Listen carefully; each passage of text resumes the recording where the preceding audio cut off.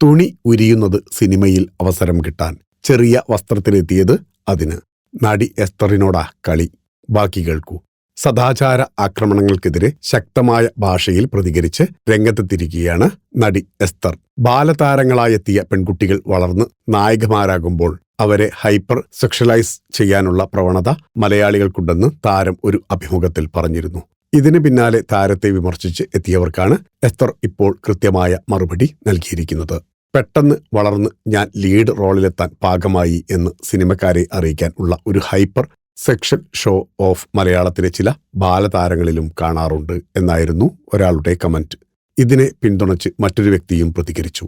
അതെ, സിനിമകൾ കിട്ടാൻ വേണ്ടി ഞാൻ നായികയാവാൻ ഉള്ള പ്രായമെത്തി എന്ന് കാണിക്കാൻ വേണ്ടി അല്പവസ്ത്രവും ശരീരഭംഗിയും ഒക്കെ കാണിച്ച് പോസ്റ്റ് ചെയ്ത് അവരെപ്പറ്റി ആരെങ്കിലും എന്തെങ്കിലും പറയുമ്പോൾ കുറ്റം മുഴുവൻ പറയുന്നവരുടെ മുകളിൽ ആക്കും എന്നായിരുന്നു മറ്റൊരു കമന്റ്.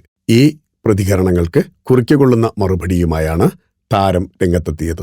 തുണി ഉരിയുന്നത് സിനിമയിൽ റോൾ കിട്ടാനാണെന്ന ഈ അസംബന്ധം നമുക്ക് ഒന്ന് അവസാനിപ്പിച്ചുകൂടെ? സോഷ്യൽ മീഡിയയിൽ ഗ്ലാമറസ് ആയതുകൊണ്ട് മാത്രം മലയാള സിനിമയിൽ കഴിവുള്ള നായികമാരായി മാറിയ എത്ര പേരുണ്ടെന്ന് പറഞ്ഞു തരൂ. ഒരാൾ പോലുമില്ല. ഇനി ആരെങ്കിലും അങ്ങനെ ചെയ്താലും അതിൽ മറ്റുള്ളവർക്ക് എന്താണ് കാര്യം? മലയാള സിനിമ എന്നും നിലനിൽക്കുന്നത് കലാകാരന്മാരുടെ കഴിവിന്റെയും മികവിന്റെയും കരുത്തിലാണ്, അല്ലാതെ വെറും വസ്ത്രധാരണത്തിലോ നഗ്നത പ്രദർശനത്തിനോ അല്ല. ചിലർക്ക് സ്വന്തമായി ഒരു ജീവിതമില്ല എന്നതാണ് സത്യം. സഹോദര, എന്താണ് നിങ്ങൾക്ക് ഇത്ര പ്രശ്നം? അതോ കൂടുതൽ ഫോളോവേഴ്സിനെ കിട്ടാൻ വേണ്ടിയുള്ള വില കുറഞ്ഞ പ്രശസ്തിയാണോ ലക്ഷ്യം? എന്തായാലും സാരമില്ല, നടക്കട്ടെ. സാധാരണയായി ഇത്തരം കാര്യങ്ങളോട് ഞാൻ പ്രതികരിക്കാറില്ല. പക്ഷേ ഇന്ന് ഇത്തരക്കാരെ ഒന്ന് തുറന്നു കാണിക്കുന്നത് നന്നായിരിക്കുമെന്ന് തോന്നി. സ്ക്രീൻഷോട്ട് സഹിതമാണ് എസ്തർ അനിൽ പരിഹാസത്തോടെ പോസ്റ്റ് ചെയ്തിരിക്കുന്നത്. Film coat.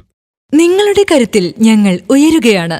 സബ്സ്ക്രൈബേഴ്സ് 10 ലക്ഷം കടന്നിരിക്കുന്നു. സ്വർണ്ണ തളിക നേടാൻ സഹായിച്ചതിന് നന്ദി. നിങ്ങളും ബെൽബട്ടൺ അമർത്തോ.